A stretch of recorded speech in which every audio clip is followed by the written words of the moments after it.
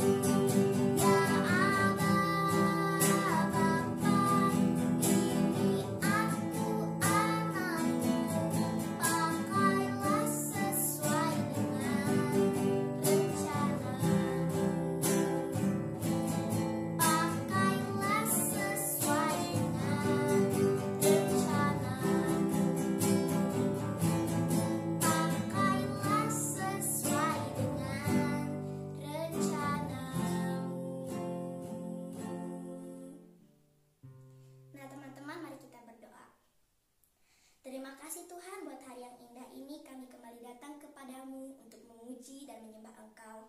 Tuhan, kami akan mulai ibadah kami. Tuhan yang akan memimpin ibadah kami dari awal sampai akhir. Terima kasih Tuhan. Haleluya. Amin. Nah teman-teman, kita akan nyanyikan lagu pujian kita Senin Selasa Engkau Tetap Raja dengan semangat dan penuh sukacita. Senin Selasa Engkau tetap Raja, Rabu Kamis Engkau yang termanis, Jumat Sabtu tetap milikmu, Minggu aku terus memujimu, setiap napasku Engkaulah Yesusku, setiap detik jantungku Yesus segalanya.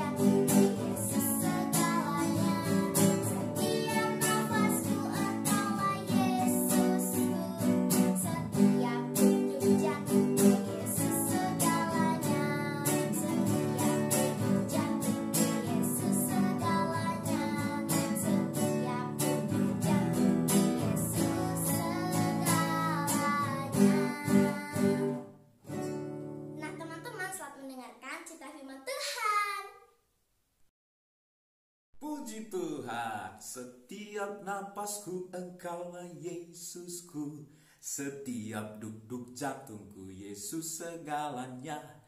Setiap napasku Engkaulah Yesusku, setiap duk-duk jantungku Yesus segalanya. Wow, luar biasa kalau anak-anak memuji Tuhan.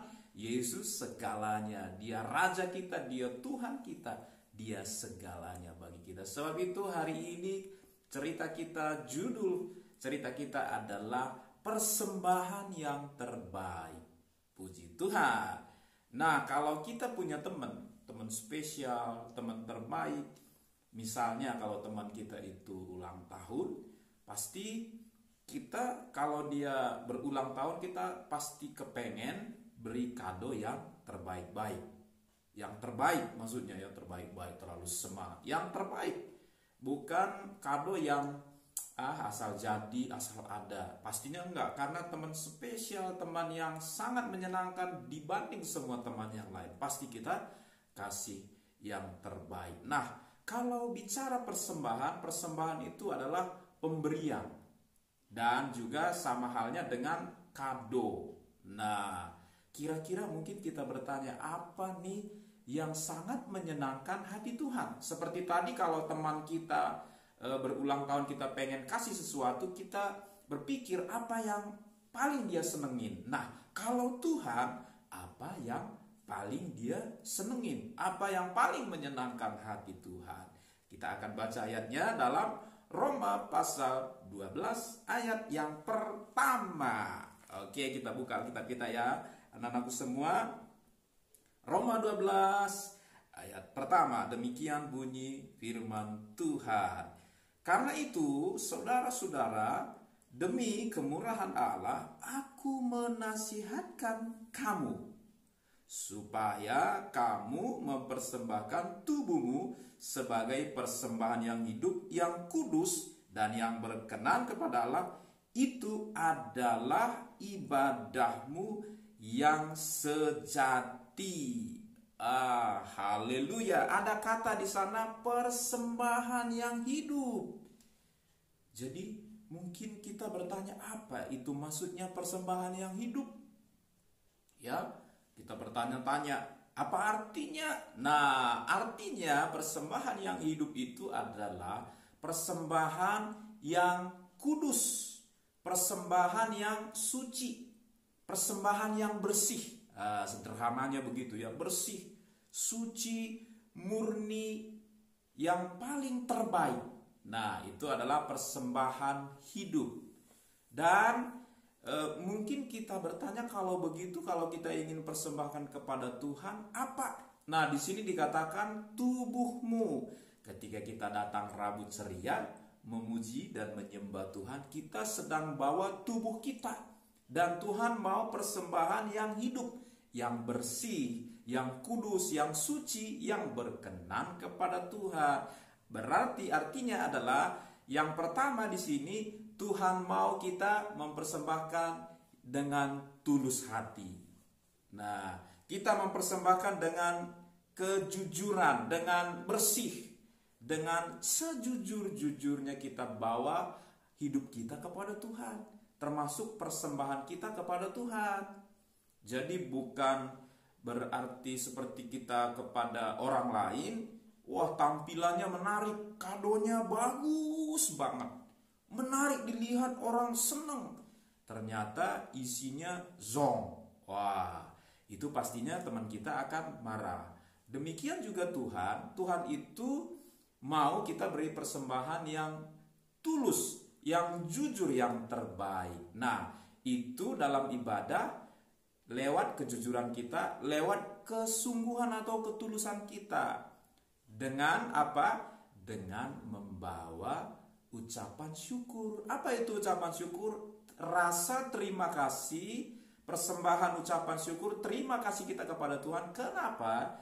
Karena Tuhan sudah mati untuk kita, menebus dosa kita, sehingga Dia lupakan semua kenakalan kita.